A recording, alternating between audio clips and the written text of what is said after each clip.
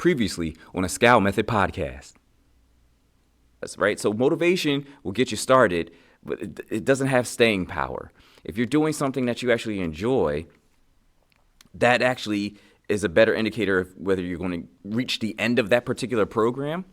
And so that's why I say starting off, do something that you enjoy, even if it's just jogging. All right, you enjoy jogging? All right, cool. Go do jogging, okay?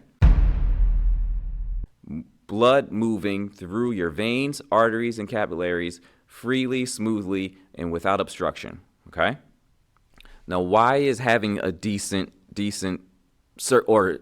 blood flow or decent circulation, why is that important? Well, that's important for about like 5 reasons, right?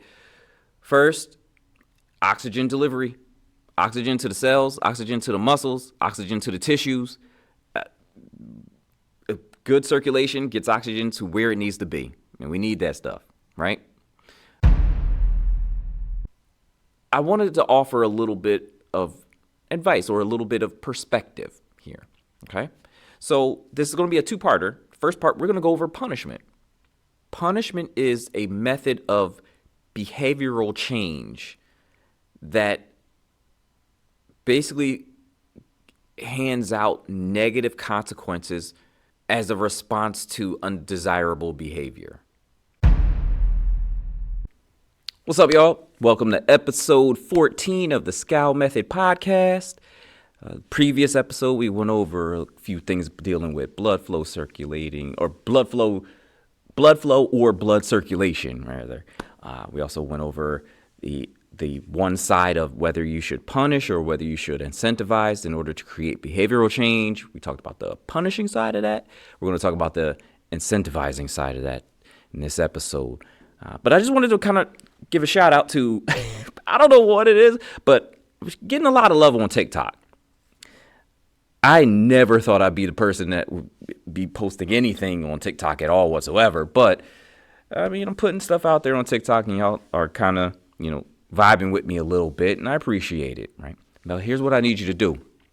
If you've seen my stuff on TikTok, if you've seen any of the shorts, I need y'all to subscribe on YouTube, all right? Because that's also where you'll get the segments, the larger segments. Because remember, these shorts are just clips of a larger talk, and I'm not pulling every single point that I'm making from the larger talk into these shorts. So you're definitely missing something if all you're looking at or paying attention to are the shorts.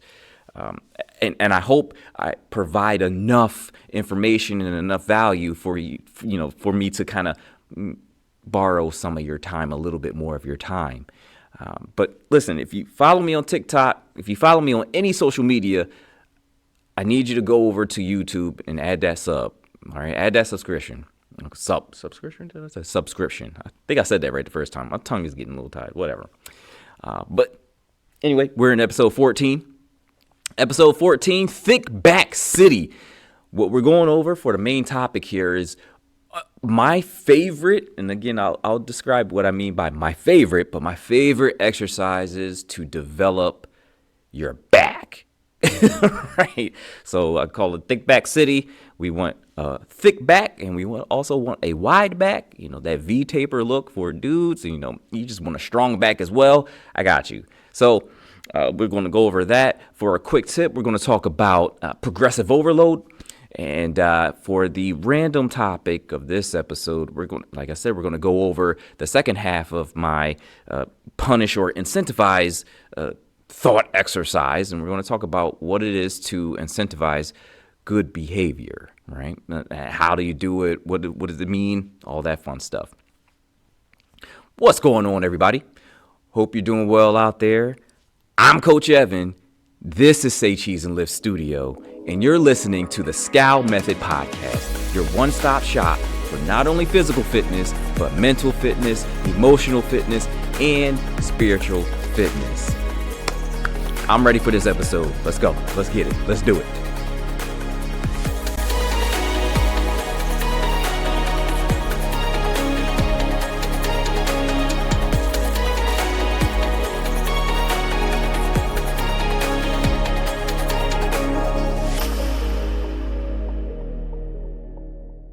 So you've been working out for a while, right? Let's say you've been working out for a couple years, right? Doing resistance training in this instance. And so you realized all of your newbie gains already, right? And then let's say all of a sudden it seems like out of nowhere, it looks like the faucet that was, pouring out all the gains, it was just cut off, right? And now progress is harder to come by. You realize then at some point that, you've pretty much been doing the same workout for a while now, but you're also wondering why you don't have as many of the gains as you once had, right? Now, if you've been hanging with me long enough, you already know what the issue is, right? What are they missing? This particular person in this case is missing progressive overload, right? And according to the internet, progressive overload is a form of strength training that allows you to progress. It's a little redundant, but it's a little different than that, right? Progressive overload is not necessarily a form of strength training. It's a method in which you train, period. In a general sense, what progressive overload is incremental changes to your workouts, and they have to be somewhat consistent. So consistent incremental changes to your workouts that allow you to progress towards your goals. For lack of better terms, is how you go Super Saiyan. But progressive overload is absolutely necessary to continue to move forward. Now, what do I mean by progressive overload in a physical sense? In the physical sense, a more technical definition would be it's a principle in fitness that involves gradually increasing the stress that's placed on the body in efforts to progress in various areas of fitness, whether that be strength, hypertrophy, or endurance. You could basically do this you could do this in two different ways. You could do this aerobically and anaerobically, right? So, meaning you could do this with your resistance training, but you could also do this with your cardio. You can do this with your running, progressive overload. That principle, that method applies for both, right?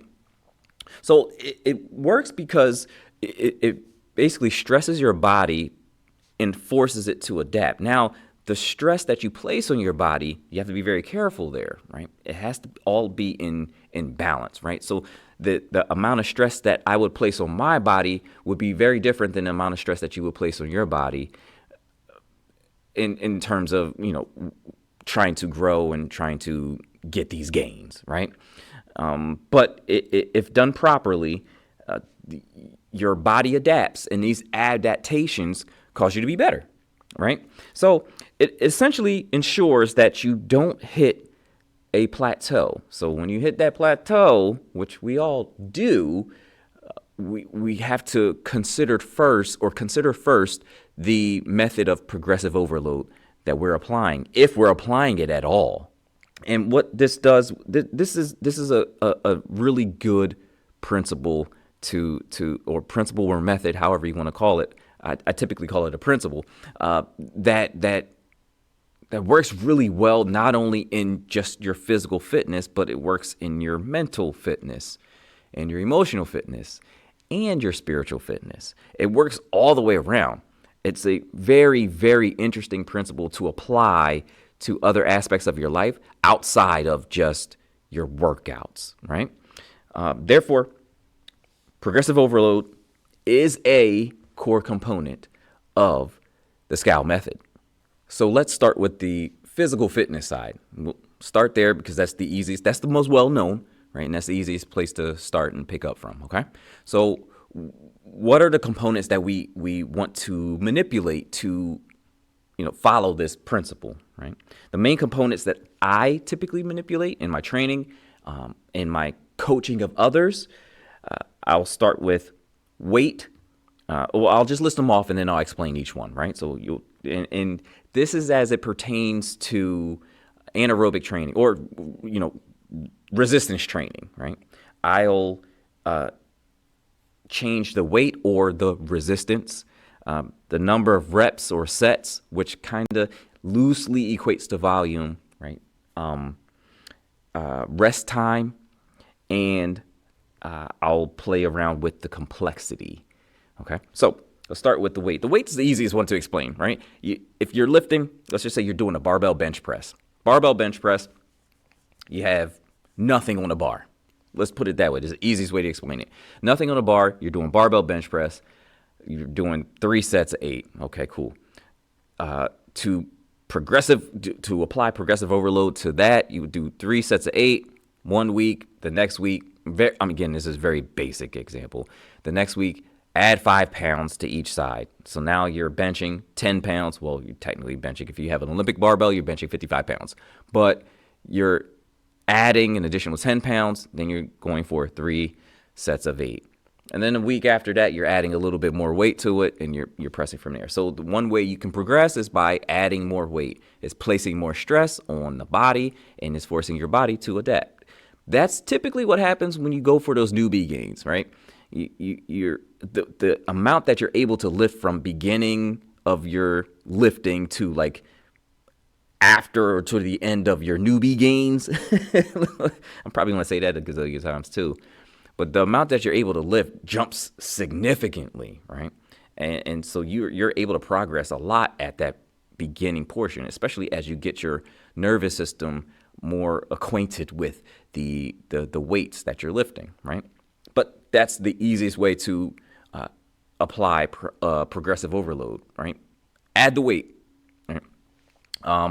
Or you could do more reps and or more sets. So it's just more repetitions. And essentially, by saying doing more sets, you're actually doing more reps, right? So I just kind of have that as reps in parentheses sets, right? Ultimately, how many times are you lifting this thing? So again, back to the bench press example, I would do 1 week, we're doing 3 sets of 8, just the bar, right? And then the next week we want to do 3 sets of 10. We just added reps on there. And then maybe the week after that, we'll do 4 sets of 10. All we're really doing is adding additional reps to that, but that's a way to progress as well.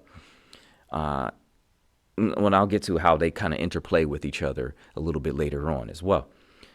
The next one that you can, play with and manipulate is rest time, right? So back to the barbell example, doing barbell bench press, nothing on the bar, you're doing 3 sets of 8. But in between each set for the first week, you're taking, let's just say, a minute rest. And then you're going back. So you do 1 set of 8, take 60 seconds rest, and then you go for another set of 8, 60 seconds rest, and then you do it again. Okay. The following week, you say, we'll take it down to 30 seconds rest. So you cut your rest in half. So now you're doing 1 set of 8, 30 seconds rest. Another set of 8, 30 seconds rest. And then that last set of 8.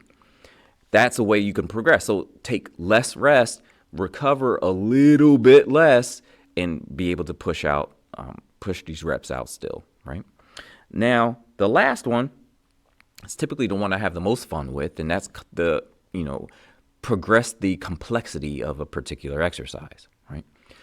Truth be told, the barbell bench press is a pretty technical exercise, and it's actually a harder one to do and a harder one to fully do right and grasp. Now, it's not impossible, obviously. It's just, I find it very interesting that one of the first exercises that somebody will go to was a barbell bench press. Let's start with maybe a dumbbell one. Maybe start with a dumbbell floor press, right? Something like that, just so we can get the proper mechanics in the proper form. And potentially save your shoulders when you're 40 to 50 or plus, right? That's typically what I would end up doing. I'll start you off with a floor press, 3 sets of 8, and say like, okay, the bar weighs 45 pounds. So let's just say we put on 2.5s on each side and we make that thing 50. So we have a barbell that's 50 pounds.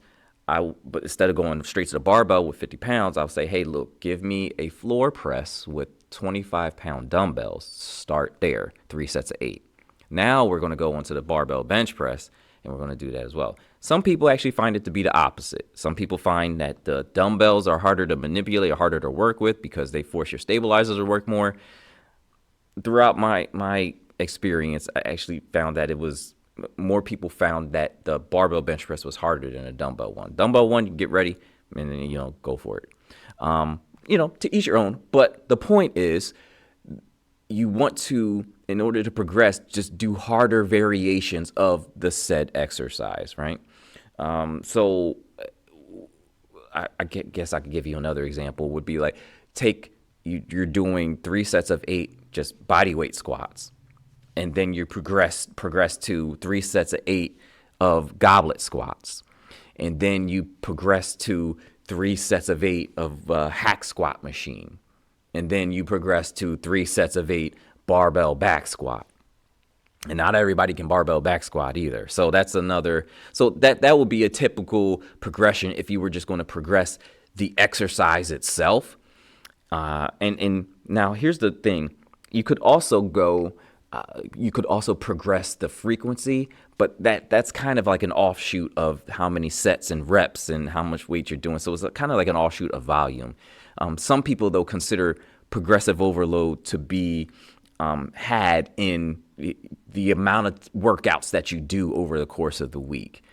I can see a pathway for that, but I count that mostly as the sets and the reps. So if you're doing 3 sets of 8, and that's what you do for your barbell bench press, and that's working your chest and all that fun stuff for that week, adding another day that will give you another 3 sets is basically just adding more reps. So that's basically the way I look at it. But I understand if you keep it separate. Now, all of these things, the weight, the reps, the sets, the rest time, and the complexity, you can all play with those, and they all play together, right? So, and in most programs, that's what you'll see. You'll see the most common ones are playing with the weight and then the reps, right? So you do 3 sets of 8 at a particular weight, and then you say, okay, now let's go to 3 sets of 10 at a particular weight. Okay, now we go to 3 sets of 12 at a particular weight. And then at that point, they increase the weight and they go back down to 3 sets of 8. But this time is at a higher weight. So it's like double progression there. I mean, that's par for the course, so to speak, when it comes to programming for trainers. But when it comes to progressive overload for everybody doing it, right? Truthfully, the best trainers, and it's just an aside, the best trainers actually they can do this in their sleep, right? So I guess just a little bit of advice for when you're looking for a trainer, if you're looking for a trainer, or if you're looking for, that information, doing that research on your own, all that fun stuff, make sure you have that idea down, because that's really the base. That's very basic, but it's the base of all program creation, right? Because if you're not progressing, if you're not going to do progressive overload, especially when it comes to resistance training, you're not going to grow. You're not going to get stronger. You're not going to get better. You'll be exactly the same, because our bodies, again, are lazy.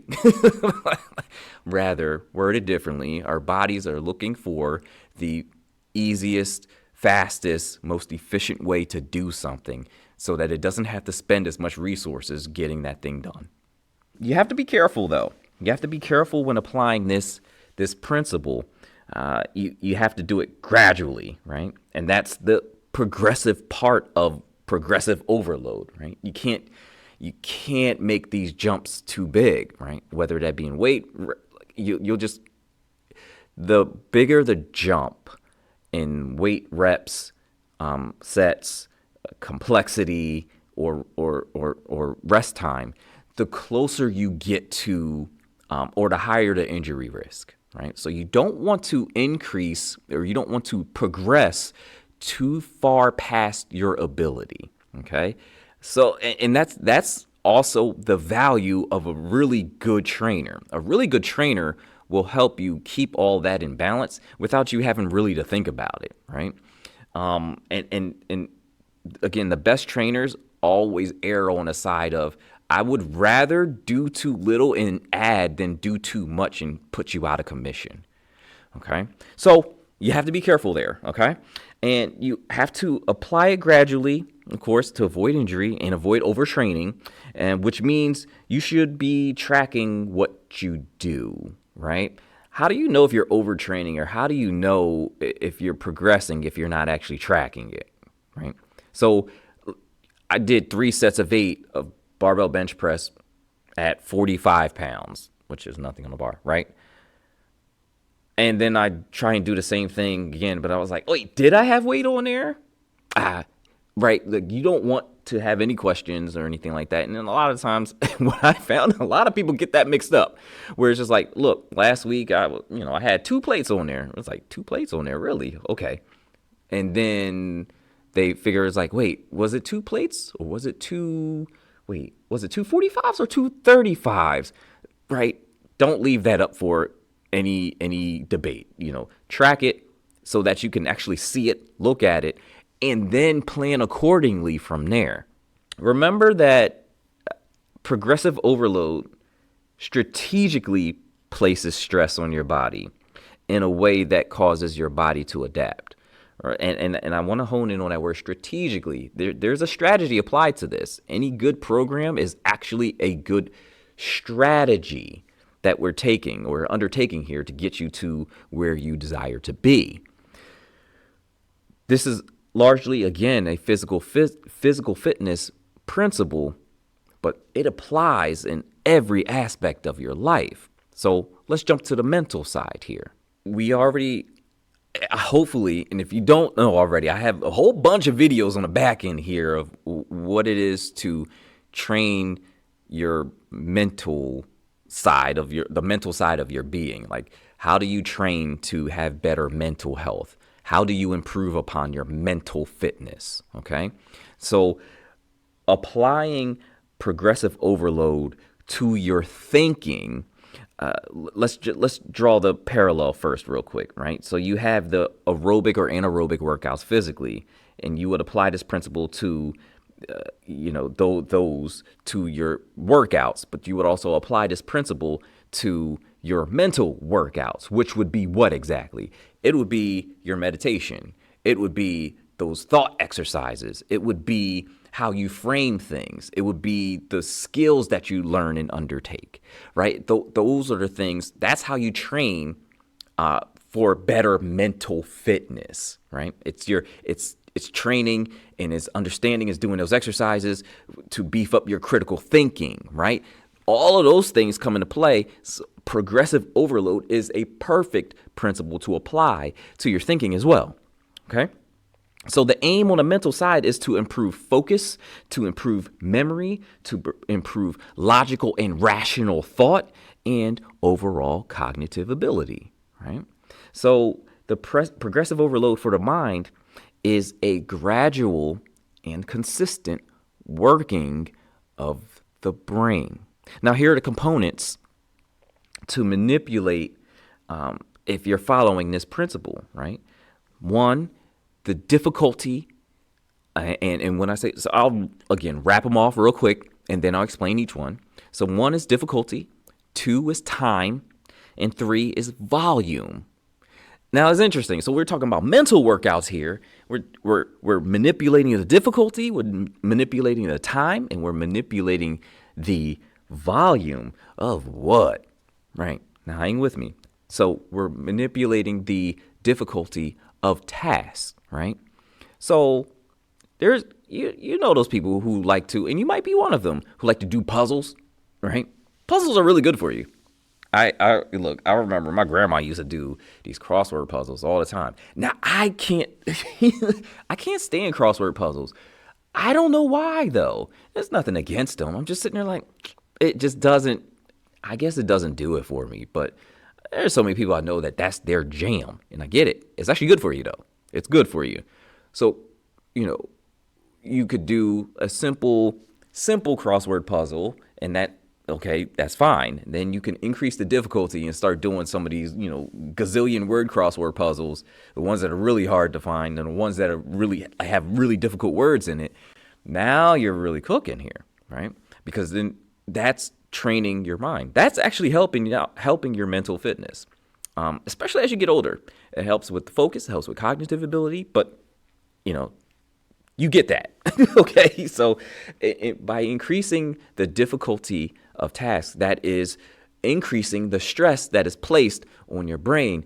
Gradually, that is also forcing you to adapt to the increased stress, thereby making you better mentally. That's the first one. The second one, the time. So you manipulate the time. Let's take the crossword puzzle example again. We have a crossword puzzle, you do it regularly, and you have fun with it. Now, next week, you want to do a crossword puzzle, now you want to do it timed. Put yourself on a timer. Now see how quickly you can think, how quickly you can process, right? There's great value in that as well, being able to process logical, rational thoughts, but do it quickly enhances your cognitive ability overall as well, right? So then you go to the volume. How much are you really thinking about? What's the nature of these ideas that you're trying to? So how many crossword puzzles are you doing? Right? Some people do them every morning. They can't get their day started without them. There you go, right? Other people do it maybe once a week, every now and again. Increase the amount of time you're doing it, or increase the volume, how many crossword puzzles you're doing, right? So this idea of progressive overload applies to your brain health as well, your mental health as well, your thinking as well. Another example, and this is kind of a little, oh no, it's not out there, but another example actually is like a debate team. People who debate, people who dig into the research, find stuff, and then come up with arguments to support it. Because any good debater also comes up with arguments that are against what they're trying to, promote, right? So that is a really good thought exercise. Research something as if you're about to debate it, right? And that actually helps your mental health. Not only will you learn more, but you will also improve upon your logical, rational thought, how quickly you could do it, in your cognitive ability and your focus, all of that stuff, right?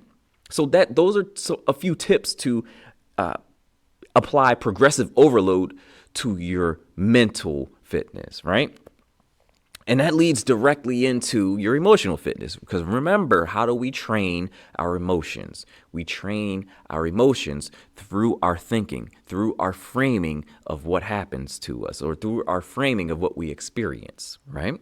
So you would apply progressive overload to your thinking, but the difference here is you're not applying it to your thinking to improve cognitive ability, but you're applying it to situations that are highly emotionally charged, right? A la trauma in the past, difficult situations that are actively going on right now. And so this one is a little bit tricky, right? Because you ultimately want to find a balance when you're using progressive overload, absolutely. But it's hard to apply progressive overload to your emotions in a sense that you don't want to cause emotionally negative things to happen, right? So it's kind of a weird thing to do if it's like, I'm training my emotions, so I'm going to go cuss somebody out because that's going to help me deal and get stronger emotionally, right? Life does enough of that, right? So the good thing is you're able to train your thinking, and while you're training your thinking, you're also training your emotions in that sense, right? So it works out without much extra effort there, okay? It's just you're dealing with more emotionally charged situations when you're trying to train your emotions and apply progressive overload to your emotions. So then that takes us to our spiritual progressive overload. And that one's a tricky one as well, but you know what? I just thought about something. So let me pull back a little bit. Let me go back to the emotional fitness and applying progressive overload to that, because you also train your emotions through the process of trying to increase your emotional intelligence, right? So I don't want that to be lost here, right? You're training your emotions, trying to label and identify all the feelings, all of them, wherever, right? So you're trying to beef up your emotional intelligence So whatever that you can do to help you better identify and label your emotions, that ultimately adds to you applying progressive overload to that situation, or applying progressive overload to your emotions, right? But also, there's two other things, or two other things that are kind of major in this one, right? You also want to change your internal dialogue. And that's a practice, and that's a thing that's hard unto itself, right? You want to change your internal dialogue here when trying to apply progressive overload to your emotions. So in that process, you're actually applying progressive overload, okay? And the same thing with journaling, right? Because what journaling does is, and it's actually a great practice. So you're basically, I would equate journaling to a physical fitness, like a weightlifting session.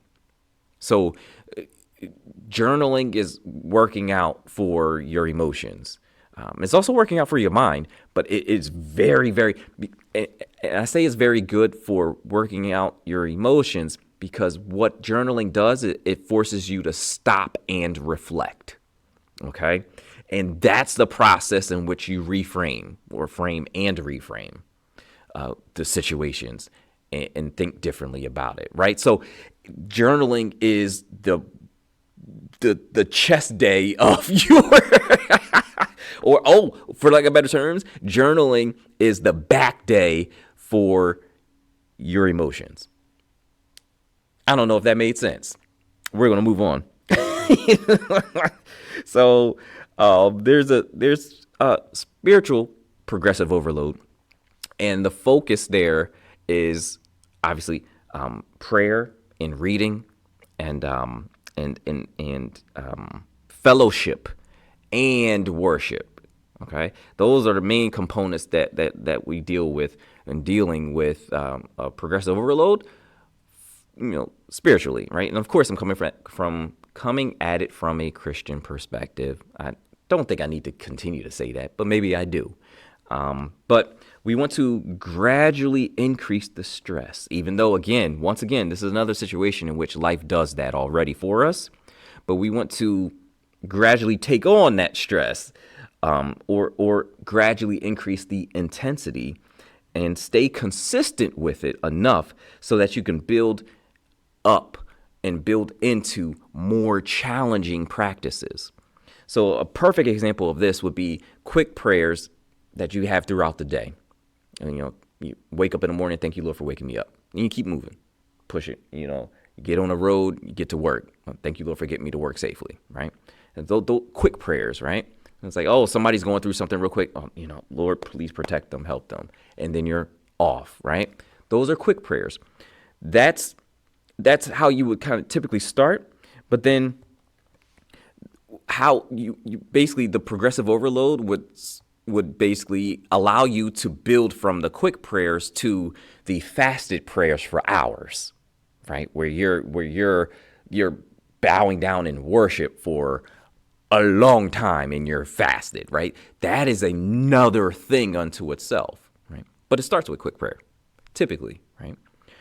Especially as you grow and as you grow in your understanding and grow in your I don't want to say worship, but grow in your relationship, right? That progressive overload applied that way then allows you to pray longer, pray differently, pray with more fervor, right? So progressive overload applies to your spirituality as well, right? So that's progressive overload, and I'm pretty sure you got a little bit more than what you thought you was going to get here when I said, hey, I'm going to talk about progressive overload, right? Because that principle is a great principle and it applies to so many different arenas, so many different avenues, so many different aspects of your being, right? But remember what the key is here. The key for any progressive overload is it has to be gradual so that you don't cause injury or break something, right? Whether that be physically, emotionally, mentally, spiritually, right? It has to be a gradual thing. And the goal is to place enough stress on your body, enough stress on your mentality, enough stress on your emotionality, enough stress on your spirituality to grow. Okay? All right, let's keep going. All right, ladies and gentlemen, welcome to Thickback City. I will be your guide for... So let me stop. Listen, I want to talk about my favorite exercises for a thick back, for rather a well-developed back, right? Because not everybody wants a thick back, but first of all, what constitutes a well-developed back, right? In most cases, a well-developed back is a back that has that thickness front to back and also that width, side to side, right? And I want to talk about my favorite exercises for that. Now, I'm not going to go all clickbaity on y'all and say, like, hey, these are the top 5 best exercises for this, that, and the third. Like, I don't know. I'm not going to go on a tangent, I think. I don't know. Well, listen, what do y'all see in that? I get it. It gets your attention and all that fun stuff, but it was just like, they'll say the 5 best exercises for, developing a back, like for instance here, developing a back or something like that. And it's just like, they're all saying the same exercises, or they'll say something completely different and off the wall. It was like, hey, no, the best exercise is this. And it's their opinion, right? But they'll put something in that title. They'll say like, hey, this is the best. And I don't get what like you all would see in something like that, where all they're really doing is saying what their favorite exercises are, right? Like my top 20 best back exercises. First of all, most people can't even name 20 back exercises. So what is... I don't know. Okay, I digress. Anyway, whenever I say my favorite, I do mean just these are my favorite ones to coach, and these are my favorite ones to do myself for reasons, and I'll give those reasons, right? And again, I have this rating system, right? So everything is rated on a 1 to 10 scale, 10 being the best of something, and then 1 being the absolute worst.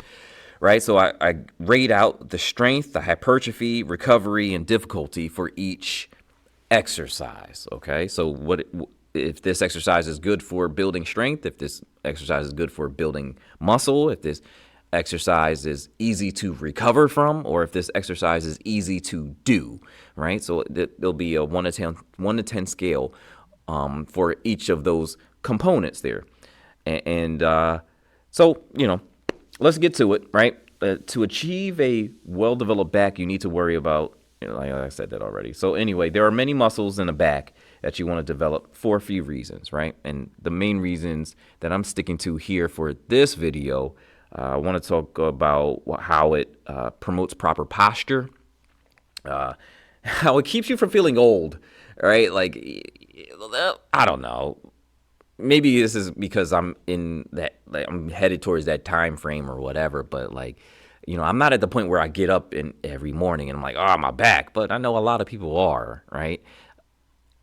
A well-developed back is also a back that doesn't really hurt that much, right? So, and a well-developed back looks good, right? You want a back that, I mean, those are the main components that I'm concerned about here, right? Like proper posture, right?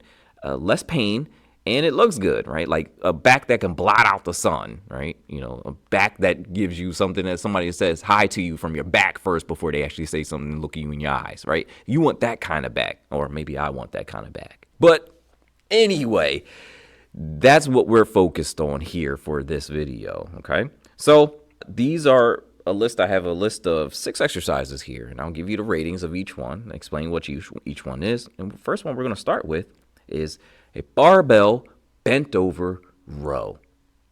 It's honestly, to me and to a lot of other people too, I'll say that it's the ultimate back builder. It's probably the best go-to exercise. If you can lift the weight of the barbell, start with that. If you're trying to develop your back, right? And I prefer, there are a number of different variations you can do, but I prefer having a double overhand grip. And the same kind of idea that you would do for a deadlift, it's kind of a very similar setup here, right? But you want to make sure that you hinge into it a little bit so that your arms are kind of out in front of you a little bit more. And you also want to kind of bend the bar, right? By bending the bar, you're kind of closing that gap in your armpit a little bit. And you want to, obviously, you're not going to be able to bend the bar. Well, some people can bend the bar, but you're not going to be able to bend the bar, right? But you want to activate all the stabilizer muscles in your arms and in your shoulders, make sure everything is good. By bending the bar, you're making sure everything is stable. And then you want to kind of get in that hinge position as if you're about to deadlift it, but you're not moving at the hip anymore. You're locking the hips, you're locking the knees, and you're pulling up, and you're trying to get your elbows up and back. So you're like, bow, boom, row, okay? That's my favorite version of it. Now, you see a lot of people, they're a little bit more upright, and they're working more of the rear delt. So I'll tell you this.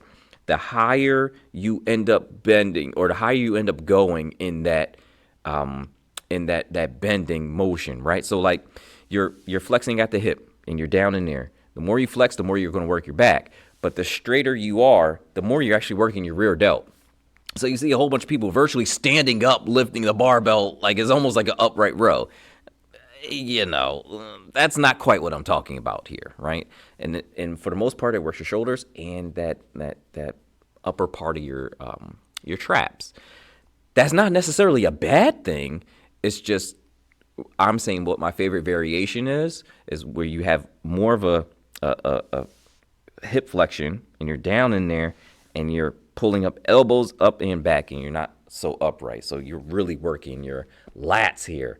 And also probably your rhomboids a little bit too, depending on the elbow, or I guess I typically call it like where your elbows are pointed, right? So if you're squeezing your armpits tight as if somebody's trying to tickle you, right, and you're rowing that way, you're more likely to tag the lats. The higher or the further away your elbows are from your body, the more you're working, the higher you're going on your back. Okay, so I'm going here. If I'm lifting like this, I'm mostly working middle back and rear delt, right? But if I'm down like here, I'm mostly working my lats, okay? And again, your rear delt will still take over not take over, but it will be active. It's just where you targeting directly. So I prefer the version of gripping that barbell, trying to bend that barbell, keeping my elbows in a little bit more tight, not as loose, not as wide, and then bending over into it and then pulling elbows up high and back. Okay. Now the ratings I give this a 9 on the strength scale because it's a compound lift, right? And obviously your hamstrings, your glutes, your calves, everything else is kind of brought into it a little bit, at least from a stability perspective, right? It's a 9 on the strength. Put up the weight on it. It again is a barbell bent over row. Put some weight on that thing. You'll get stronger, right? It's also a 9 for the hypertrophy scale too. A 9. So typically, applying more mechanical tension by way of weight leads to more muscle. As a compound lift, you're asking more muscles to take over or to join in, rather not take over, but rather join in, and so that typically leads to more muscle gain, right? But it's also then a 5 on a recovery scale. So it was middle of the road on a recovery scale. Because it's a compound lift, it's a little bit harder to recover from. Maybe muscularly, you'll recover just fine. Nervous system wise, it's a little bit harder to recover from, especially if you're packing on a weight on that thing. And the difficulty, it's not that difficult to do. So I gave it a 7. I thought it was like, okay, no, this is, average difficulty of an exercise. It's not one of the hardest things to do, because essentially all you're doing is grabbing a barbell and rowing it and pulling it to, and that's another cue for you there, right? So when you're leaning over like that and you're keeping everything tight and keeping yourself stable and you're pulling your elbows up and back, you want your elbows in tight, pull the bar to your belly button, right? Pull your bar to your belly button, and that's ensuring that you work the lats. And that's in particular what I want to work when I'm doing a barbell bent over row of this version, okay? Next exercise. This one could be a little tricky. So, and you'll see in the ratings here, it's a glute ham raise machine dumbbell row. Okay, so you've seen those glute ham raise machines, right? Maybe not, but look it up on the internet, right? So you look it up. A glute ham raise machine basically works your hamstrings. It allows you to do like kind of like Nordic curls, but on this thing where you have like the rollers or the cushion or whatever is at your hips, and you're basically like bending, and then you're pulling yourself up basically with your hamstrings, right? It's kind of like a flat Roman chair, right? So the Roman chair is the one you do all these back hyperextensions on or back extensions on and everything like that. The glute ham raise machine typically is just flat straight across, and you're used to usually working your hamstrings. But there's a method that you could do by getting 2 dumbbells. Now, you're not going to go super heavy with these dumbbells, but what you're going to do is you're going to line yourself up in the glute ham raise machine, have your feet up and everything like that, and so basically your body's going to be flat, and you're going to have the 2 dumbbells hanging down out in front of you, and you're just basically going to row while keeping your whole body flat going across that glute ham raise machine. Now that one is it's a fun little it's one of my favorite ones because that's one of the ones that works my entire back top to bottom. And of course I feel more of the tension in my lats because I'm pulling, rowing, I'm still keeping my elbows closer to my body, especially to kind of fit inside the glute ham raise machine a little bit. And but it's also forcing my lower back to stay super tight. So spinal erectors are getting tight there. Glutes are actually staying tight. Hams are getting tight. Calves are getting tight. Like the whole posterior chain basically has to stay tight and stable in order to pull this one off. So it's pretty decent in the strength gains. I have it as a 7 here. Only reason I have it as a 7 is because you're not really going to do super, super heavy dumbbells. You could, but for most of the glute ham raise machines that I've seen, there's not as much space to work with in between them, right? So if you have one that has free space there, then by all means, stack up the dumbbells. But it also puts a lot of pressure on your whole posterior chain going all the way up to like your middle back. So it's a little bit more difficult on a strength scale to manage. So I just have it at a 7 there. But on a hypertrophy scale, I have it as an 8. I have it as an 8 because it's a decent muscle builder, right? It's just an overall muscle builder. Again, whole posterior chain. All right. Recovery-wise, it's a 5 because that's not only a compound exercise, it's a compound exercise that forces you to flex more muscles than you typically would. All right. And then I have it as a 4 on a difficulty scale.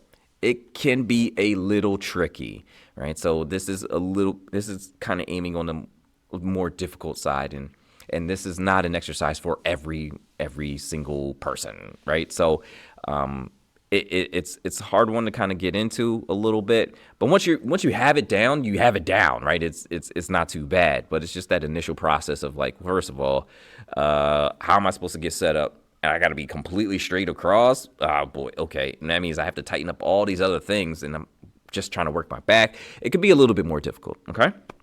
Now, the next exercise, of course, I have to have some form of pull down in here, but I have a different version of it, right? I have a cable bar lat pull down, and actually you want an underhanded grip, right? So I want to do like it's not, you're not packing on a weight for this one or anything like that, but you want to get a bar, like a mini bar. You set it up to the cable stack, set the cable stack at high anchor point, right? And you want to grab it underhand. So you want to underhand grip, right? And you want to kind of lean in just a little bit.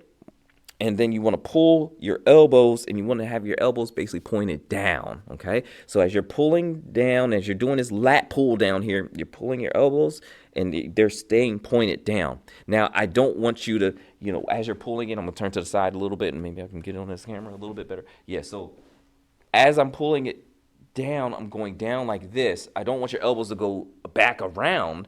I actually want you to pull down and then down even more. So you're going to depress the shoulder girdle and activate the lats even more.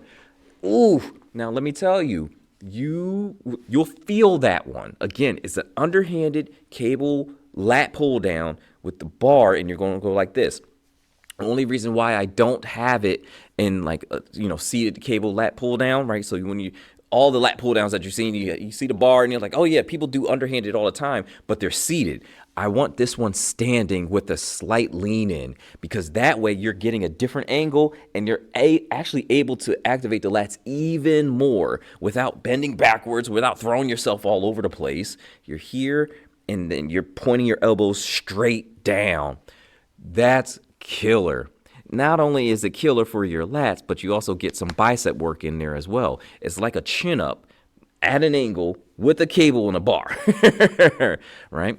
That's a good exercise variation. Now, for the strength gains, you're not really going to gain that much strength with it, because you can only really put as much weight as you weigh for the most part, right? Because you're not going to be able to lift past what your weight is, because then they'll send you flying, right? So you don't want that. But it's not necessarily a strength exercise. It's still a compound lift, right? Because you're asking other things to, kind of join in on the fun here. But this one is way more on the hypertrophy side. And that's why I gave it an 8, right? If you could, talk about like sick, nasty pumps like I was talking about the last episode, this particular exercise always gives me a super pump. Like I just feel like I'm blotting out the sun with my back after this one. And so it's definitely one of my favorites, right? So on a recovery scale, it's a 7. It doesn't take that much to recover from. Depends on how you do it, but in general, it not too many people ended up being out of commission because of doing these. Right. And it's an 8 on a difficulty scale. It's not that hard to do, not that hard to set up. It's pretty, I probably should even make that a 9 or a 10. I'm trying not to hand out too many 10s though. But yeah, so that the cable bar lat pull down, underhanded grip, that's clutch. Okay. The next one is a different one. I think I only saw this exercise in a few places. It's called a sweat shrug, right? And it is different. It's one of the only exercises that I've seen that I use to develop my lower back, right? And I find that to be a blind spot for a lot of people, right? My lower back gets work when I'm doing everything else, but I don't see too many things that actually directly work your lower back. And I've seen I've seen bodybuilders who do actual direct lower back work, and it's one of the coolest things ever. So maybe I'm a little partial. This is why it's my list of favorite exercises for a developed back. But that allows you some work for those lower spinal erectors, and it gives you kind of a little bit of that Christmas tree look, right? So what you do is you get some dumbbells, right? And you get in a position as if you're about to do a deadlift. So you're just slightly doing a hip hinge, right? But you're going to stop right in the middle of it. So you're going to be here, you're going to have dumbbells here, and you're going to actually stop there. And what you're going to do is do one thing that they always tell you not to do. And this is why you don't need heavy dumbbells for this, right? They tell you don't roll your back. Here, I actually want you to roll your back. So you're keeping your hips locked. And I actually want you to roll down and then pop back up. But your hips stay the same. So it's just like you're going to have kind of a flat back at the starting position. Then it's going to roll. And then what you're going to do is you're going to straighten back up. And it's such a different movement. It's such a weird movement that a lot of people can't do it. All right. But it's also good deadlift training, because it allows you to, or good training to do for your deadlift, because it allows you to feel out each part of your back so that it helps in your body awareness, right? So it's like a lot of people, when they deadlift, they don't know that they're rounding their back when they are clearly rounding their back. So in order to kind of feel that area a little bit, it's like, hey, look, why don't we actually work that part, right? Again, light dumbbells, because we don't want any injuries, and especially if you typically don't do exercises like this. But you go down, and then you straighten back up again. But as you're straightening back up, you're almost doing what I call proud chest through the movement, right? So you're basically popping your chest a little bit, but you're connected, or you're pinching your shoulder blades together. So you're here, you're down, and you straighten out, and then you at the top, you pinch the shoulder blades together. It's like a whole different feeling of an exercise. And these are things you can even do without weights. I recommended this to a few clients, and I was just like, hey, listen, just in the middle of the day, lunch break, I want you to try this exercise. Just don't take any weights, don't do anything, but I just want to see how it feels for you if you just do 2 sets of 10 sweat shrugs. And they both came back to me. It was just like, I felt like I've never felt that part of my back before. 1, 2, I didn't know it was so weak, right? And it was just like, I do all of these things with my back, and I didn't know that, like, I couldn't get 2 full sets of 10. My back was burnt out. And the thing is, was like, and they actually felt like the muscles working. We don't typically work the muscles that way. So I'm going to stop gushing over this exercise, but I gave it a 6 on a strength scale. And I guess the strength in this one is a little funny because it definitely makes you stronger, but it doesn't require a lot of weight to make you stronger. It's weird because there's like, it definitely makes your deadlift stronger too, because now you have a greater ability to form that stiffness around your core, around your midsection, around your body, and your back. And so all of that stuff allows you to lift more. So it's like a supplement strength exercise. So that's why it's kind of like, it's not smack dab in the middle of the road. It's not 5, it's not lower. So I gave it a 6. I gave it a 7 on the hypertrophy scale because it actually does kind of chisel out the spinal erectors a little bit, and that lower lat area. So that kind of like that Christmas tree look, right?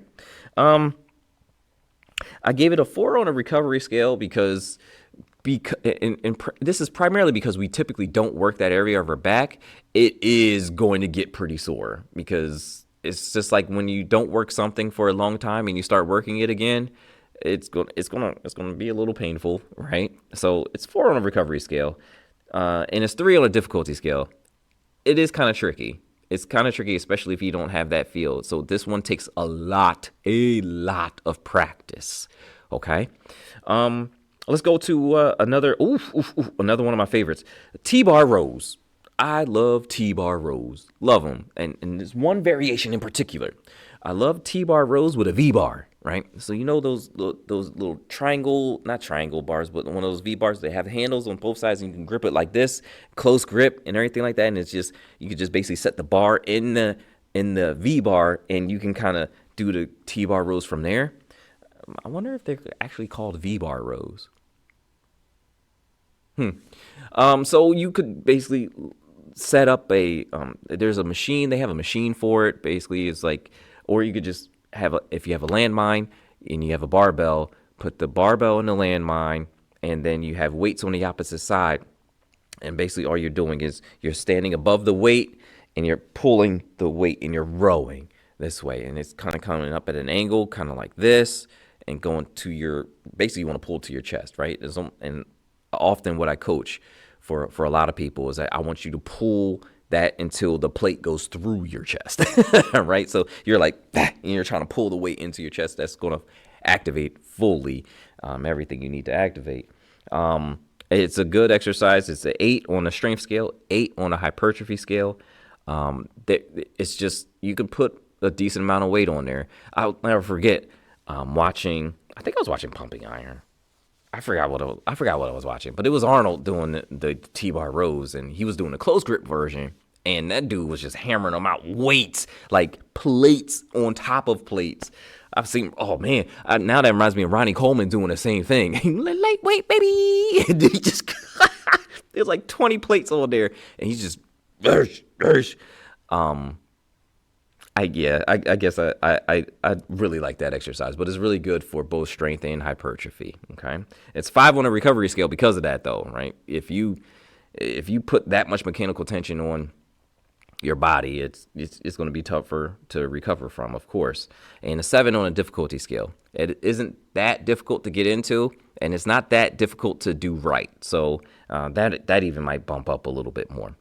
And then my final exercise is actually to work the last part of what I consider your back, and it's your traps. And we just want to work on, because every place in your back, the lats, a bunch of parts like lats, rhomboids, teres major, minor, all of that's covered already. Spinal erectors covered, right? The only thing we didn't really cover is the trapezes and the upper portion of it. We covered the middle and lower portion already, right? But that upper portion, mostly do shrugs. They're typically the best for working that upper portion, right? So that you can get looks like lamb chops just sitting right there on top of your neck, basically. But barbell or dumbbell shrugs is another one of my favorites. I don't really care which one. If you're doing I prefer the dumbbells over the barbell, but the barbell you can stack up more weight. And it also forces you in a different position, slightly different angle. And it's still the same thing, keeping a slight, very, very slight hinge, and then pulling up here, like basically pulling your shoulders up by using your traps here, and slowly letting it come back down. Now, you know how everybody does these things, and I don't need to make that same worn, tired joke over and over again. But the proper way to do a shoulder shrug basically is to take your time, bring it up, give me a little bit of pause, and then release slowly. Okay? Back up, bang, release slowly. And that's what you want to do. What I give those, there's another 8 here, another 8 for the strength and another 8 for the hypertrophy scale, right? And 5 for the recovery. It's almost exactly the same as a T-bar row. And the only difference is I struggle with this one a little bit. It's not that difficult to do, yet so many people get it wrong. So I'm just going to say a 6 on the difficulty scale here. But it's really not that hard to do. It's not that hard to get into. It's not that hard to perform. I'm not sure of the tendency not to perform it correctly, but whatever. Right? So there you have it. Those are my favorite back exercises. And I'll give you a little secret tip here. If you really, really, really want a well-developed back, come on, work your chest. Go ahead, take that, run with it. Now, so mainly being the reason, remember, we work our back, and it helps our posture, and that posture looks good, right? But if you don't work your chest, you look sunken in, and it's kind of a weird thing. It still kind of comes this way. Even if you overwork your chest and it's like there's muscle here, you're still not going to get that sunken in look. You might get that rolled shoulder look or whatever, but it's not going to be sunken in. So you want a well-developed chest also to over-accentuate your well-developed back. Okay? So, and also, in side note, it also, or side note to the side note, it also helps with symmetry, right? And that's a big thing. That's a part of the aesthetic. That's part of looking good here, right? Not only for just postural reasons, but again, for looking good. So work that chest and that back. Work that chest for that back. Thank me later. All right. So last episode, I talked about or I kind of compared and contrasted the ideas of punishing or incentivizing in order to create a desired behavioral change, right? So I went over the punishing side of this whole thing. And, and I said this from the start of, that segment, last episode, that ultimately you want to do both, but there's a way you want to do both, right? So let's jump into the incentivizing portion of it. What do I mean by incentivizing, right? And how does that apply to any behavioral change, right? So what incentivizing does is it involves offering rewards or benefits to encourage desirable behaviors, right? It's slightly different than just a pure positive reinforcement relationship, right? So you have a behavior, right? Positive reinforcement comes on the back end that says that this behavior is good in efforts to hopefully produce more of that behavior. What incentivizing does is it gets to before the behavior, so it gives the motivation to do the behavior, and then it cap ends it with the positive reinforcement for doing it. That's the incentive, right? So let me break that down a little bit more. I'll give you an example, right? My job wants me to be a better employee, right? They want me to get this certain project done and get it done well. So they'll offer an additional 2% on my bonus if I get this particular project done, right? I'm not saying the companies do this, but I mean, maybe they do. But here's just a basic example. My company will offer me an extra 2% bonus if I get this project done at a particular time, maybe before the end of the year. Okay. So as opposed to just me getting the project done at the end of the year. So like, let's just say without the incentive, I get the project done and they say, good job, and you get recognized for it. That's positive reinforcement. But if they tell me beforehand, hey, listen, we'll get you an extra 2% on your bonus if you get this thing done before the end of the year, now I have my incentive to do it, right? So the incentive essentially is the motivation to go do that particular thing, or to act out that desirable behavior. Okay, so it all depends on how much of a nudge a person or a people need in order to perform those desirable behaviors, right? So the main components of incentivizing are, and there's a few of them. I think there's about 4 of them. Okay. The main components are goals, right? The incentive must be tied to a specific goal or action that is desirable, right? I'm gonna use that word a lot, apparently. Desirable. It has to be, right? So it has to be clear, right? So, but that goes into my 4th one. So let me not jump ahead, right? So it also has to have some value. So you can't just say, hey, look, I'm going to offer you a good job and a thumbs up for getting this project done, for breaking your neck and getting this project done before the end of the year. To some people, that good job is not valuable at all, but you have a monetary, bonus or something like that, a monetary reward, that's valuable, and that would, cause them to change or to get that thing done, right? So the incentive has to be of some value to the person or the people that you're asking the behavioral change from, okay? And you even take this into the classroom, like you want your kids to pay attention. Well,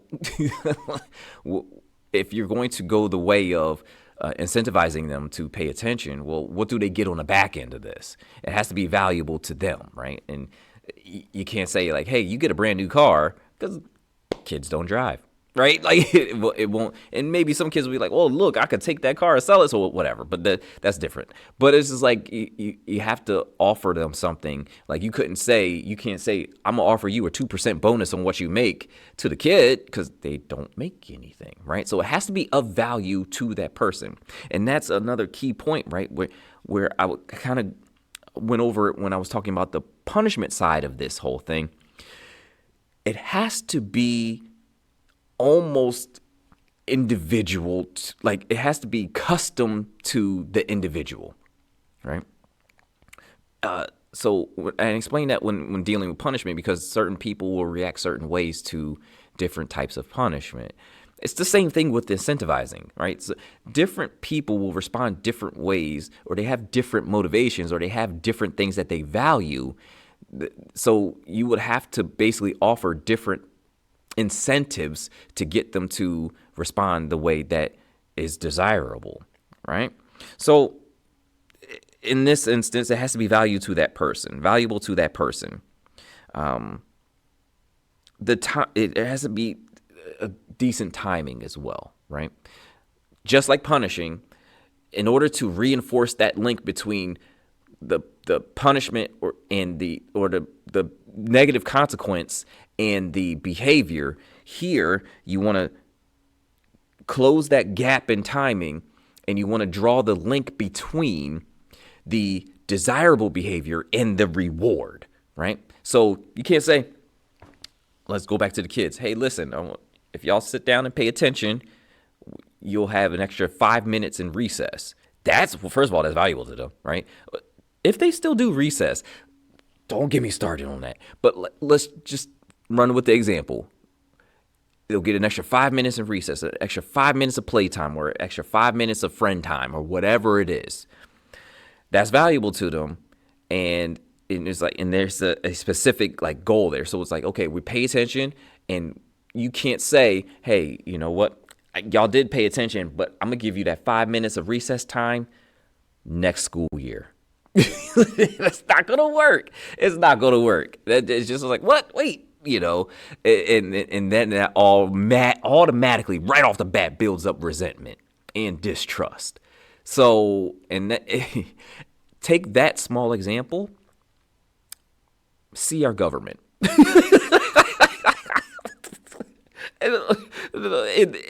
You see way too many parallels. Hey, I'll promise you this. I'll promise you the world. I'll promise you a great economy. 4 years later. Oh, I said that? Oh, I mean, I already got your vote, so who cares? Anyway, same as So it has to be timely so that you can build the connection between the behavior and the reward. Okay. And the last thing is a clear, and this is what I kind of jumped to earlier on. It has to be a clear communication on what the incentive is and clear communication on how to earn it. Right. There can't be any wishy-washiness going on here, right? You can't have people confused, because what happens is, again, that's another way to build up resentment and distrust, because then what you end up doing is handing out these rewards unevenly, right? And there's danger in handing out rewards unevenly, just like there's danger in punishing unevenly.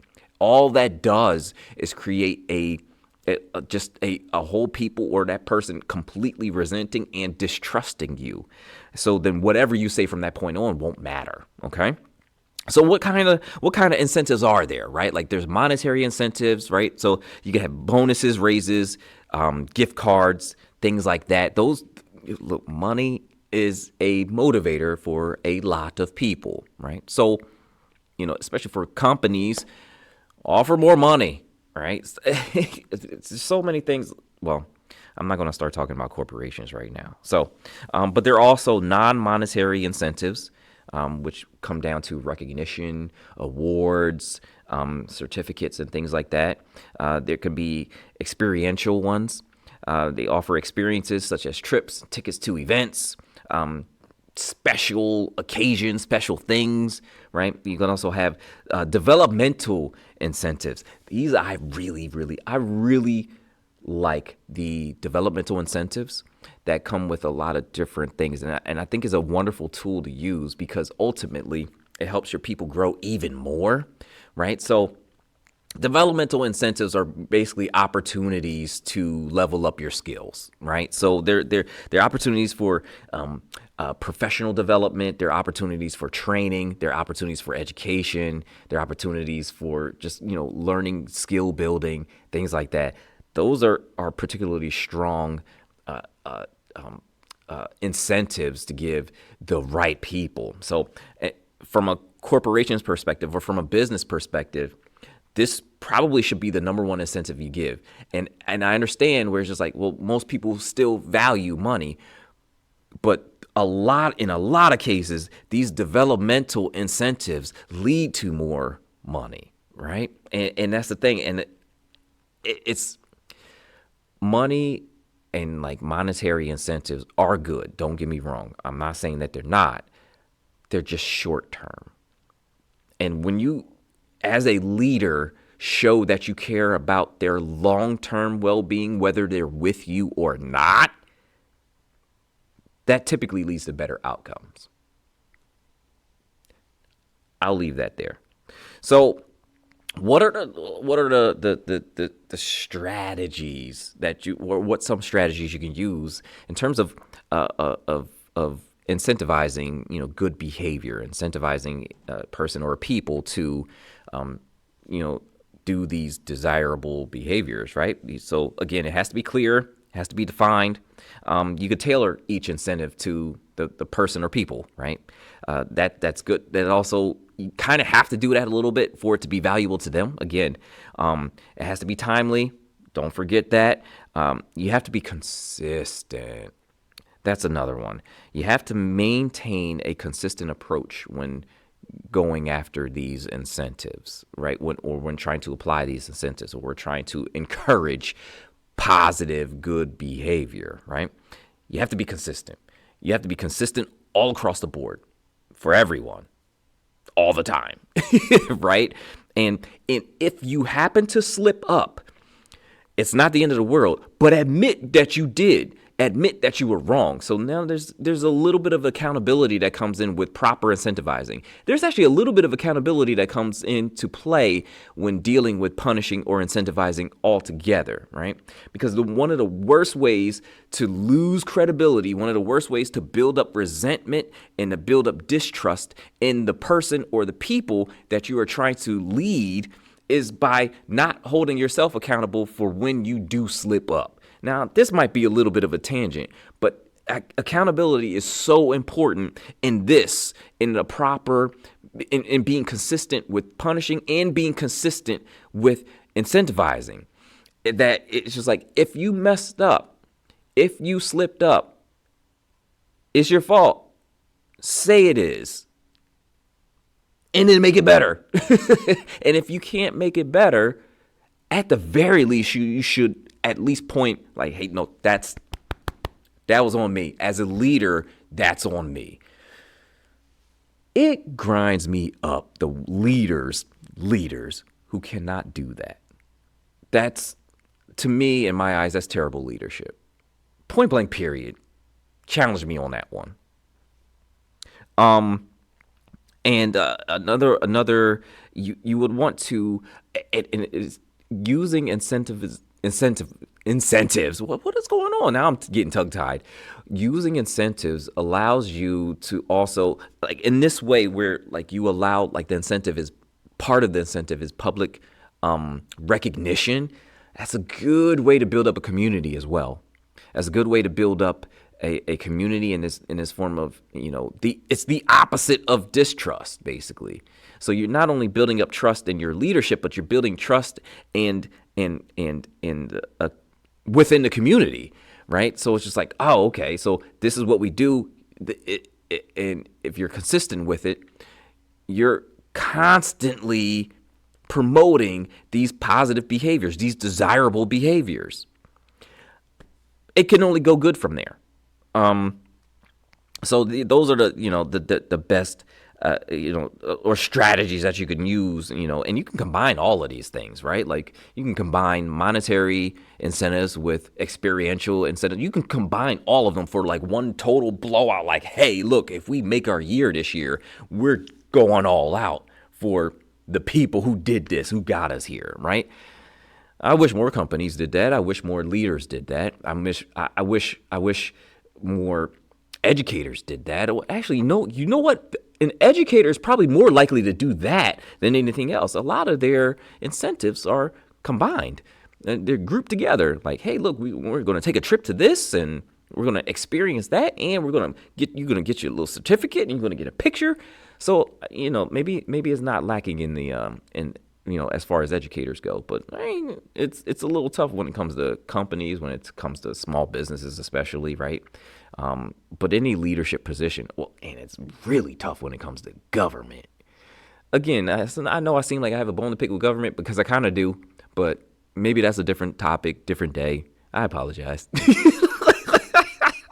So here's a few challenges to using incentives, right? One, you don't want to over incentivize, right? You don't want an incentive for everything, right? Because what happens is they're not really doing it, like people wouldn't change because of the work or because of growth or anything like that. They just change to get they just act like they change to get the incentive, get the reward, right? So there could be an over reliance on that, and it creates a dependency on the rewards to behave well. That's a tricky situation. Take it to parenting. You go to the child. If you go to sleep on time, tomorrow when you wake up, I'll give you a lollipop. It's a problem. It's a problem. You know right off the bat that's a problem. But they go to bed on time, and then they get that lollipop. And then they're just like, they're acting up again. And you do it again for another day. They will get used to that process, right? And they will only go to bed on time with the understanding that they'll get that lollipop in the morning. The moment they don't, guess what? It's going to be ridiculous come bedtime that night, right? But there's an example. You don't want to overly rely on the incentive to get that behavior to change, okay? Another one is sustainability, right? It's hard because you have, and this is kind of like a corporation problem. You have to be able to sustain these incentives over the long term, right?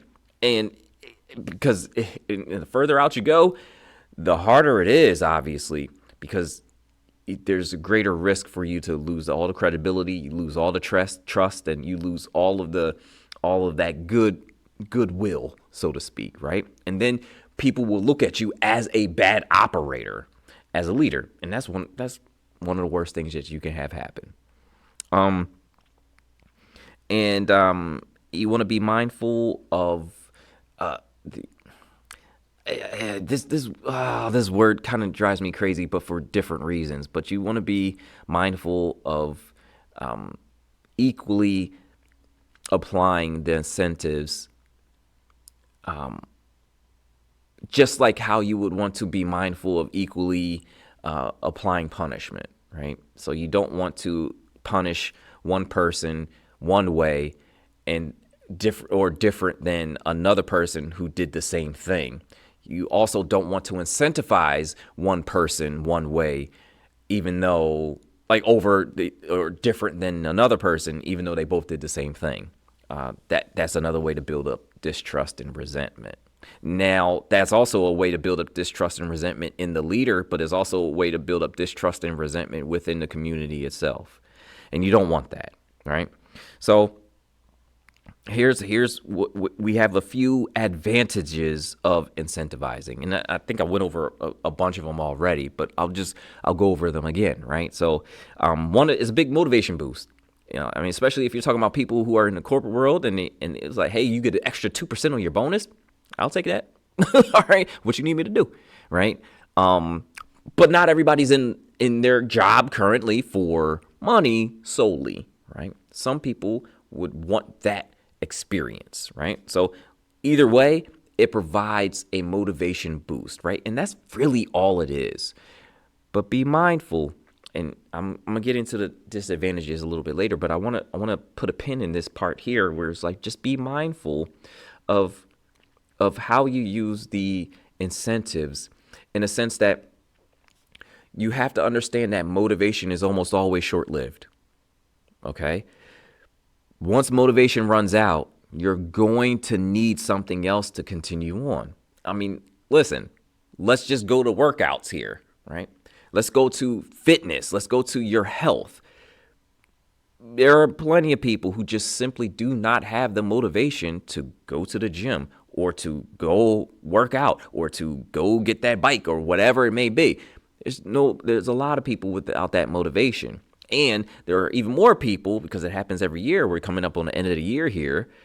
The beginning of next year, there's all these people going to the gyms, and I cheer them on every year. But by the time we get to April, what, about 30% is left? So it's just like, it's tough because they run out of that motivation. And usually that's how long it takes before people are just like, this is not sustainable, right? While you have the motivation, and this is an aside, this is another quick tip here. While you have the motivation, while as a leader, you have motivated people, build up the practices that build up discipline. Now that's, as a leader, that's the way you should be leading, because ultimately that motivation is going to run out, right? So back into it, motivation is an advantage of using incentives, right? Another one, it typically builds up, it fosters a positive environment, right? Because everybody, whether that's a group or the person, they're going for that, they're aiming at that desirable behavior. They're trying to achieve this particular thing, and it's usually something that's desirable or building or something that has to do with growth. So it tends to be a positive experience, a positive thing, right? Increased productivity, right? As a leader, you'll get more. So like as an educator, you get more from your kids, right? Like, and not even just more, but better quality stuff from your kids, right? Because they're locked in. They're locked in on what you're trying to teach them, right? But you get more from your kids. As a policymaker, you get more from your people. You get more from the people, right? As a business owner, you get more from your people. As a corporation owner or whatever it is, like you get more from all of your employees, right? So it's just like it increases productivity. And it also helps with retention. It also helps with keeping people active and helps keep people involved with you in a way. Basically, it keeps people following. It keeps people lining up with you because they see the vision and they understand what's going on, and they're going with you. Wherever you lead them, they're with you. That's that's an advantage of incentives, okay? And there's one more advantage that I have to think over a little bit more. But I heard somebody say one time that it encourages healthy competition. And I guess it does. Now that I think about it, now that I said it out loud, I guess it does encourage healthy competition, right? Especially if you set it up in a way where it's just like, hey, look, there's only one person that's going to get this, and everybody's working towards this particular goal, and one person gets it, and it's just like, oh, I'm going to be the next one to get it, though. So I could see, people trying to compete with people and who can do better or who can do this desirable behavior better or more or what have you. So I could see that. And so there's, those are some advantages to incentivizing, right? Now, what are some disadvantages? Well, first and foremost, again, you risk the over reliance. I talked about that already. Potential, here we go again. Potential inequity, right? And I kind of talked about that as well. But it's just one of those things, if it's not managed properly, if it's not handed out consistently, if it's not done in a proper way, you can almost automatically breed this resentment in, because then people will have the idea that this reward that they're giving out, this competition that we've involved ourselves in, is not fair, and it's not on and up and up. So you then, as a leader, start to again turn into the bad operator, and they're just like, nah, I don't trust that guy. Whatever he says out of his mouth, he already knows who he's giving this to. And we've seen that happen way too many times already, right? So it also, and again, as I said before, is also one of those things where it's really just it's a short-term thing. It's a short-term thing because the longer you draw it out, the harder it is. And you also want that reward to be handed out as soon as you know who is going to get it, right? Because that further reinforces that idea of, let's do this desirable behavior, right? So it can encourage, it's because, and here's the thing. So because it's so short term, it can encourage short term thinking. So now people aren't thinking long term, so they'll do whatever they need to do to make it look good right now. Who cares about the future? And that is, that could be a big problem, right? It's just like, equate that to what happens on the punishment side, where it's just like, I'm just going to act like I'm all good around this person, and it's just a short-term thing. But no real change has been made. On the incentivizing side, you have things that person will do whatever they need to do to make it look like they did what they needed to do so they could get that reward. And then it's just like, okay, got it. Good. Got that extra money. I'm going to sit on my behind and do nothing all day for the rest of the year. We've seen that before. Right? So, and oftentimes with more people being involved with these incentives, the more complex it becomes. And that basically means the harder it is to make sure that it's fair.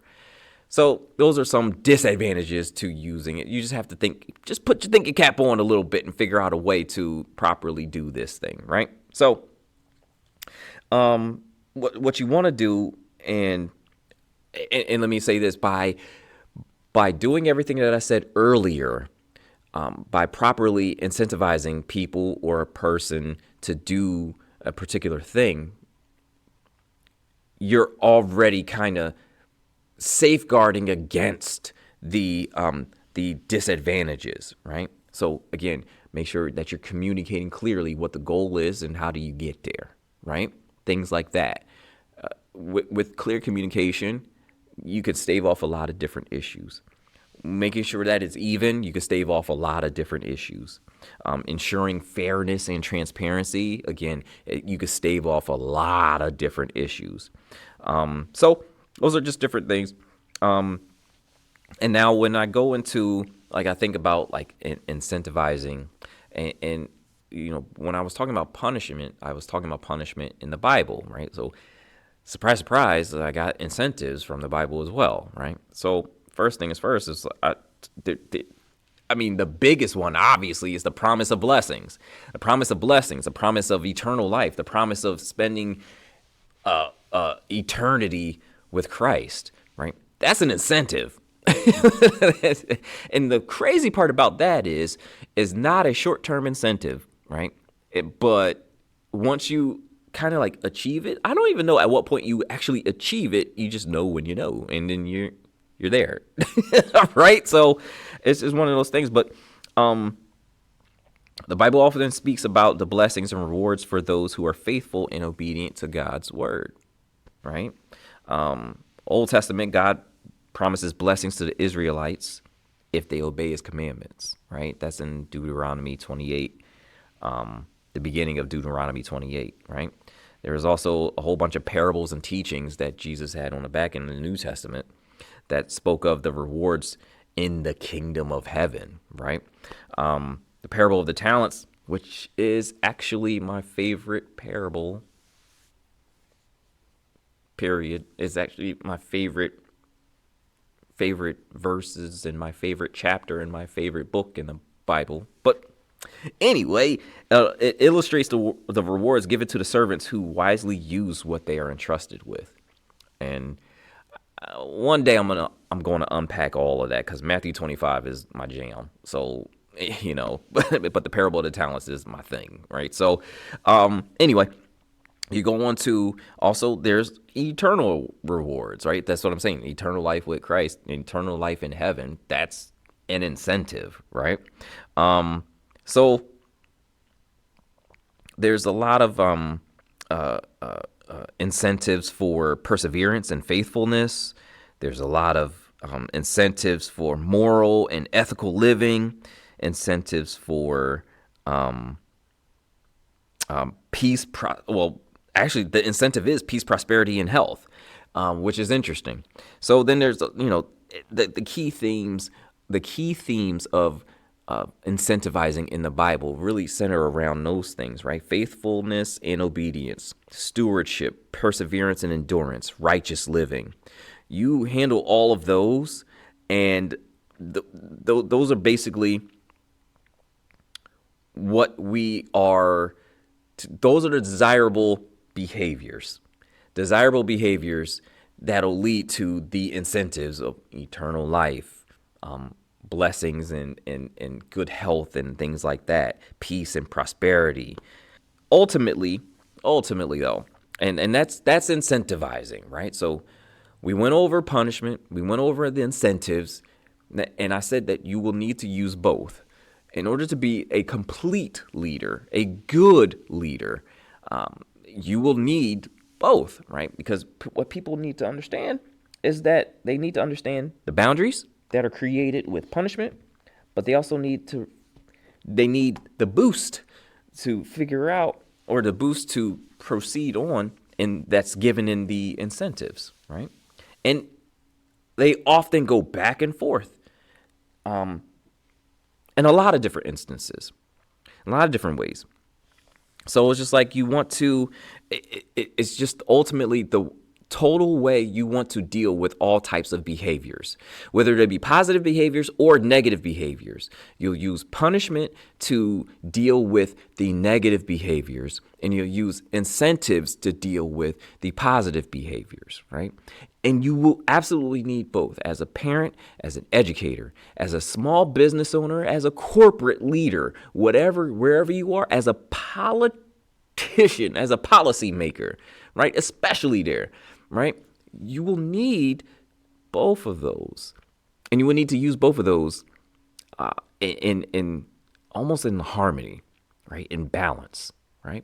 That's the one big thing with both of them. Individually, they need to be balanced, but when you're using them together, they need to be balanced as well. You can't over-punish. You can't under-incentivize, right? That's how you lead a people, or that's how you lead a person to becoming better, right? To becoming a better version of them, right? And ultimately, as a leader, that's what your number one concern should be. The people you are leading. Okay? Well, listen. This was fun. Oh, let's wrap this one up, all right? All right. Well, there you have it, folks. Another episode in the books. We're good. We had a little bit of fun today, right? So, listen, I'm not going to stay too much longer here. I gotta urge you, if you're on TikTok and you see some of my stuff on TikTok, I need you to jump to YouTube and subscribe. If you're on Instagram and you see my stuff on Instagram or Facebook or X, Twitter, X, whatever you want to call it. If you are on the social media sites and you see the shorts, I need y'all to jump to YouTube, drop in that subscription, hit that subscribe button, and help me out.